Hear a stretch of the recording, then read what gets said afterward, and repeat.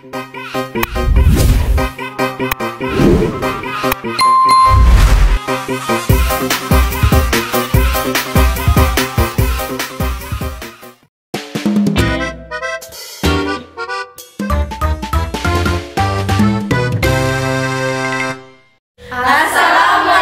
warahmatullahi wabarakatuh. Halo guys.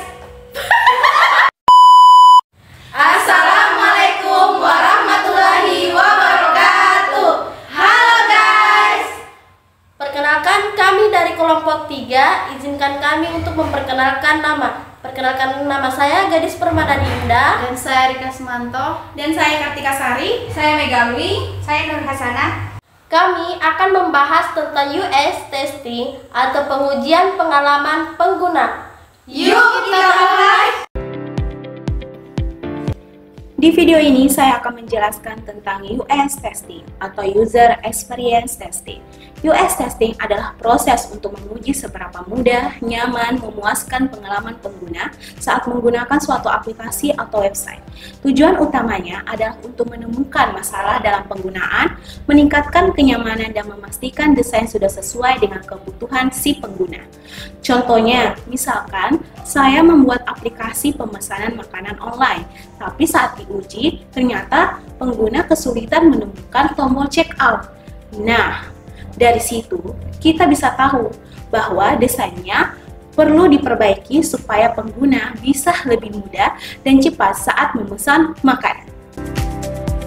Selanjutnya kita masuk pada jenis-jenis testing. Jenis pertama adalah usability testing. Di sini pengguna diminta untuk mencoba langsung aplikasi untuk melihat apakah mudah digunakan atau tidak. Contohnya, pengguna memesan makanan di aplikasi kita. Kalau mereka bisa menyelesaikan pesanan tanpa rasa bingung, berarti aplikasinya sudah mudah untuk digunakan. Lalu jenis kedua adalah A atau B testing, yaitu membandingkan dua versi desain untuk melihat manakah yang lebih disukai pengguna. Misalnya, tombol pesan sekarang versi A berwarna biru dan versi B berwarna hijau. Kalau pengguna lebih banyak mengklik tombol hijau, berarti desain versi B lebih efektif. Lalu yang ketiga adalah heuristic evaluation. Pengujian ini dilakukan oleh ahli user berdasarkan prinsip desain yang baik seperti konsistensi dan kemudahan navigasi. Lalu contohnya, ahli menilai form pendaftaran yang terlalu panjang sehingga membuat pengguna cepat bosan, maka disarankan untuk disederhanakan. Baik, saya akan menjelaskan tentang materi teknik survei dan observation pengguna. Ada 3 pendekatan utama, yaitu yang pertama, direct observation atau secara langsung. Maksudnya itu, kita melihat secara langsung bagaimana pengguna berinteraksi dengan sistem, misalnya aplikasi, website, atau program. Jadi, kami hadir di tempat kejadian dan menyaksikan sendiri apa yang dilakukan si pengguna. Contohnya, kamu sedang meneliti aplikasi learning di sekolah. Kamu duduk di samping siswa dan melihat langsung bagaimana mereka login, membuka materi, dan mengerjakan kuis. Kamu mencatat bagaimana yang mudah, mana yang mereka bingung. Contohnya, kamu melihat seseorang siswa kebingungan mencari tombol kirim jawaban. Jadi, kamu harus mencatat bahwa tombol tersebut kurang terlihat. Begitu. Tujuannya itu untuk mengetahui secara langsung bagaimana pengguna memakai sistem, apa yang mereka suka, dan bagaimana yang perlu diperbaiki.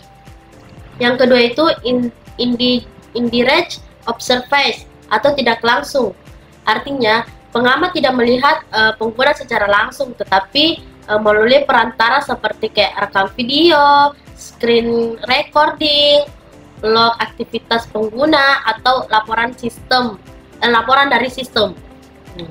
Contohnya itu kayak kamu ingin tahu bagaimana siswa menggunakan aplikasi pembelajaran online di rumah. Karena kamu tidak bisa hadir di setiap rumah, kamu meminta rekaman layar, yaitu screen recording, saat siswa menggunakan aplikasi tersebut. Lalu kamu melihat videonya. untuk mengetahui bagaimana yang sering salah ditekan atau diabaikan. Contohnya, dari rekaman layar, kamu melihat bahwa siswa menekan tombol batal karena letaknya terlalu dekat dengan tombol kirim. Begitu. Dan tujuannya itu untuk mengumpulkan data tanpa harus bertemu langsung dengan si pengguna.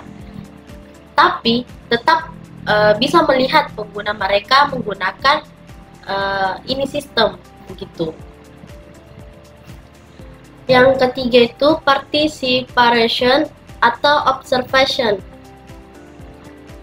Pengertiannya itu observasi partisipatif berarti ikut terlibat langsung dalam kegiatan pengguna. Jadi bukan hanya melihat tetapi juga menggunakan sistem bersama-sama dengan pengguna agar bisa merasakan pengalaman yang sama.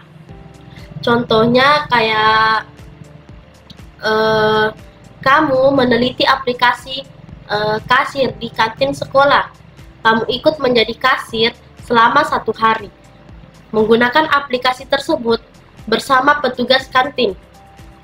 Kamu mencatat kesulitan yang kamu alami dan juga mengamati bagaimana petugas asli menggunakannya. Begitu. Adapun contoh lainnya itu kayak kamu ikut mengetik pesanan di aplikasi dan merasa input nama makanan agak lambat. Nah, kamu mencatat bahwa sistem perlu fitur pencarian cepat begitu ya. Tujuannya itu agar untuk memahami pengalaman nyata pengguna dari dalam, bukan hanya melihat dari luar. Di sini saya akan menjelaskan materi tentang sumber dan analisis feedback pengguna. Sumber feedback bisa berupa pertama, survei dan kuesioner, kedua, wawancara langsung dengan pengguna, ketiga, komentar online, dan keempat, analiti. Baiklah, selanjutnya saya akan menjelaskan tentang keempat poin tersebut. Pertama, survei atau kuesioner. Survei atau kuesioner adalah sebuah formulir yang berisi pertanyaan tertutup, bisa berupa pilihan ganda ataupun skala, atau pertanyaan terbuka yang dikirim ke banyak orang untuk mengumpulkan jawaban yang terstruktur. Jadi, survei ini dipakai saat seseorang membutuhkan data yang kuantitatif dari banyak pengguna. Contoh aplikasinya itu seperti Google Form. Pertama, wawancara langsung dengan pengguna, yaitu percakapan satu-satu seperti tatap muka atau via panggilan untuk memahami pengalaman, motivasi, dan alasan di balik tindakan pengguna. Ketiga, komentar online, yaitu kegiatan mengumpulkan komentar, review, dan postingan dari media sosial. Contohnya Facebook, Twitter, dan Instagram.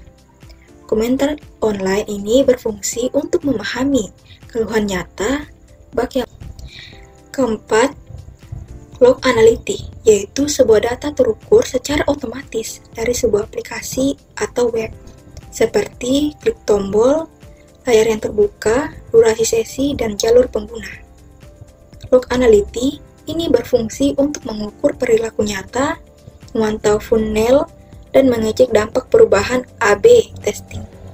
Baik, di sini kita akan membahas tentang siklus literasi desain.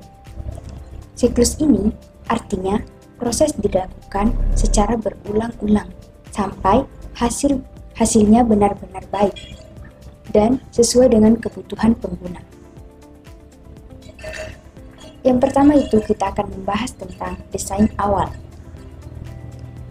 Desain awal membahas tentang desainer membuat rancangan pertama dari produk atau tampilan.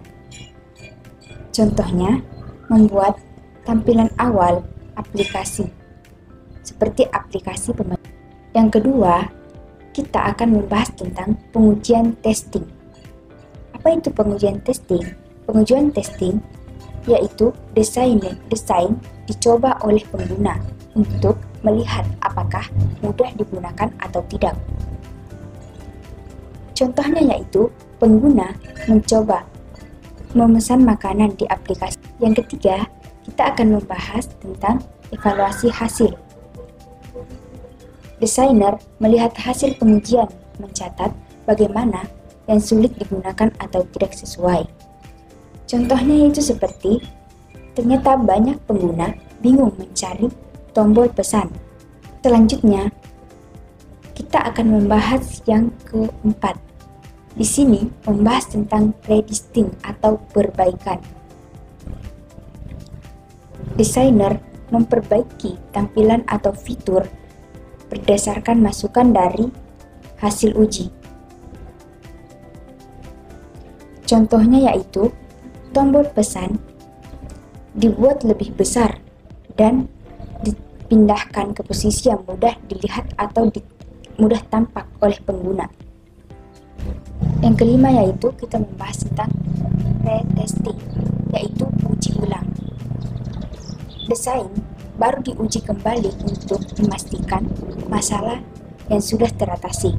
Contohnya, pengguna mencoba lagi, dan kini mereka bisa menemukan tombol pesan dengan mudah. Mungkin sekian dari saya. Assalamualaikum warahmatullahi wabarakatuh. Perkenalkan, nama saya Kasmanto. Langsung saja di sini saya akan membahas tentang prinsip pengembangan produk user friendly. Yang pertama ada simple navigation, yaitu menu atau tampilan yang mudah dimengerti dan tidak membuat pengguna bingung. Contoh di aplikasi Shopee yang menampilkan banyak menu.